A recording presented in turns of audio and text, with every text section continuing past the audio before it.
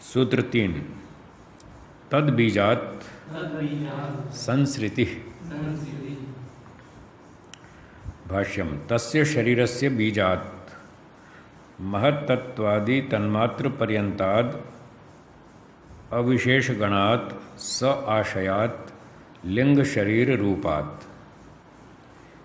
तो तद बीजात तस्य शरीरात, वो जो शरीर स्थूल शरीर बना भी पिछले सूत्र में बताया था, जो स्थूल शरीर की उत्पत्ति हुई उस स्थूल शरीर के बीजात, बीज से, बीज का मतलब सूक्ष्म शरीर, उसको आगे खोला महत्तत्वादि पर्यंत तन्मात्र पर्यंताद, महत्तत्व से लेकर तन्मात्रा तक।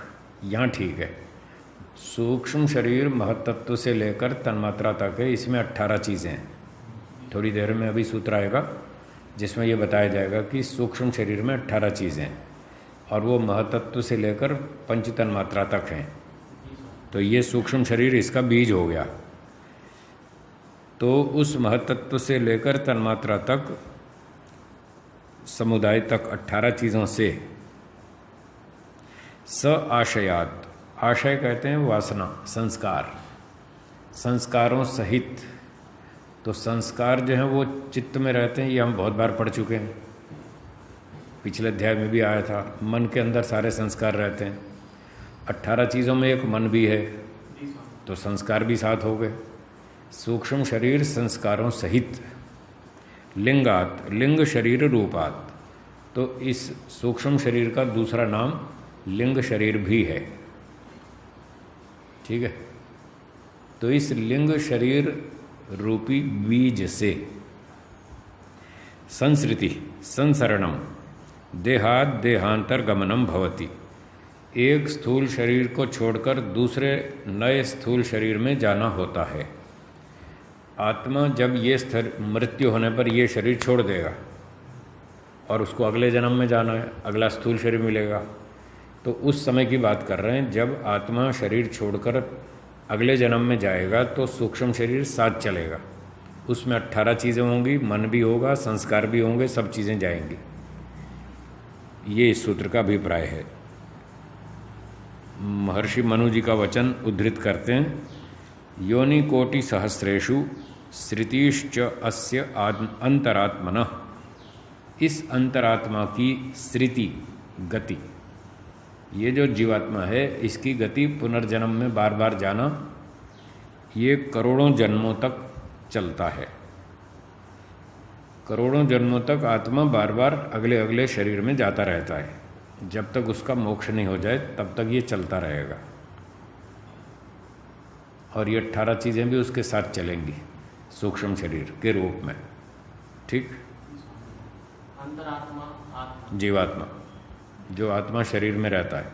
जी स्वामी जी, जैसे इसमें मनु जी का वचन दिया। तो ये मनु जी ये 60 दर्शनों से फॉलो हुए हैं। हाँ जी, ये तो बहुत सृष्टि के आरंभ के हैं, मतलब लगभग ये वेद के करीब है। हाँ, बहुत पुराने हैं। तो उन्होंने जो बातें बताई वेद के आधार पर बताई, फिर वही बातें ऋषि लोग आगे बताते आए। जी ठीक है। मनु जी फिर ये ऋषि हुए? हाँ, ऋषि थे, ऋषि थे ये, पहले राजा थे, फिर बाद में ये ऋषि बन गए। वैराग्य हो गया, संन्यास ले लिया, समाधि लगाई, फिर ऋषि बन गए। फिर इन्होंने ये मनुस्मृति आदि शास्त्र लिखे। ठीक है, चलिए सूत्रार्थ लिखिए। स्थूल शरीर के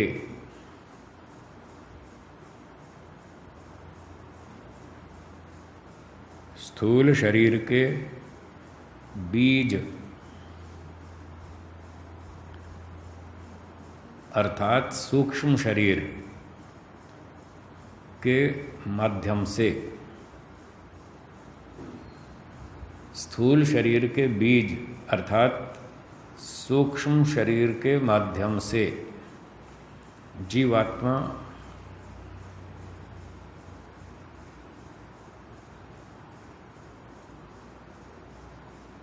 करोड़ों जन्मों तक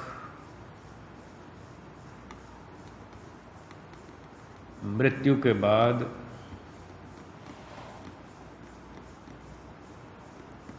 करोड़ों जन्मों तक मृत्यु के बाद अगले अगले स्थूल शरीर में, अगले अगले स्थूल शरीर में जाता है।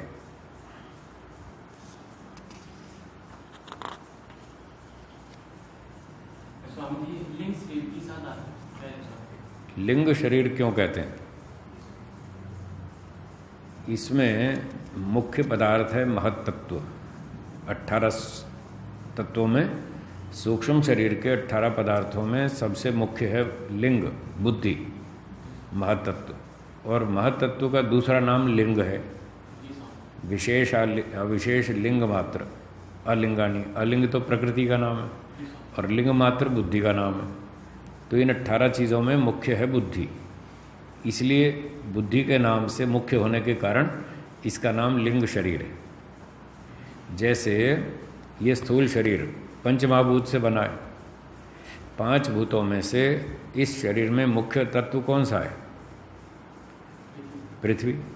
इसलिए पृथ्वी के नाम से पार्थिव शरीर कहते हैं, इसका नाम पार्थिव शरीर है।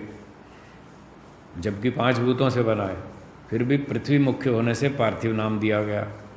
18 तत्वों से सूक्ष्म शरीर बना है, उनमें मुख्य होने से लिंग शरीर नाम दिया गया। लिंग मुख्य है, महत्तत्व, इसलिए इसका नाम लिंग शरीर है।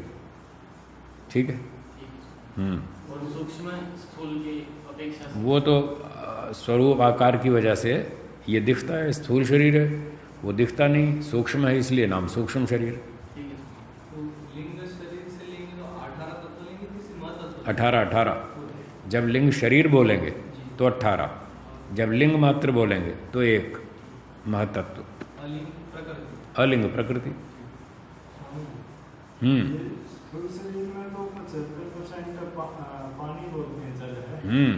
तो फिर भी पार्थिव पृथ्वी को दिया होगा। तो पानी 75% किसने कह दिया? अभी जीवित शरीर का भार तोल लो, 60-70 किलो मान लो। अब मरने के बाद जब पानी वानी सब सूख जाए, जो हड्डियाँ वड्डियाँ बची, फिर उसको तोल लो, कितना बचेगा? 25 ग्राम, 25 किलोग्राम, 20 किलोग्राम, कितना बचेगा? हैं? हाँ, तो तोल ताल के लाओ, फिर बात करो ना। फिर कहो 75% पानी है, 15 किलो थोड़ी बचेगा। अगर 60 किलो का जीवित हो और मरने के बाद पानी वानी सब सूख जाए, तो फिर कितना बचेगा? 15 किलो। अगर 15 किलो बचे तो ठीक है, मान लेंगे भाई पृथ्वी इसमें 15 बची, अंत में तो पृथ्वी तत्व बचेगा। अग्नि निकल जाएगी, हवा निकल जाएगी, सब निकल जाएगा, पानी भी सूख जाएगा, तो 15 किलो बचना चाहिए। मेरे विचार से 15 से तो ज़्यादा ही बचेगा, ज़्यादा ही रहना चाहिए। तो फिर 75% तो पानी नहीं हुआ ना। ये तो ऐसे उड़ती उड़ती बातें हैं। तो ये पृथ्वी तत्व इसमें मुख्य है। इसका कारण ये है कि जब मृत्यु हो जाएगी और सारे पंचतत्व अपने अपने पदार्थों में विलीन हो जाएंगे, तो अंत में जो बचेगा वही इसका मुख्य आधार है। तो अंत में बचेंगी इसमें हड्डियाँ, हड्डी और थोड़ी बहुत चर्बी बचेगी। उसमें चर्बी में भी जल का अंश होता है, वो सारा निकल जाएगा। जो भी बचा खुचा होगा बस वो पृथ्वी तत्व होगा।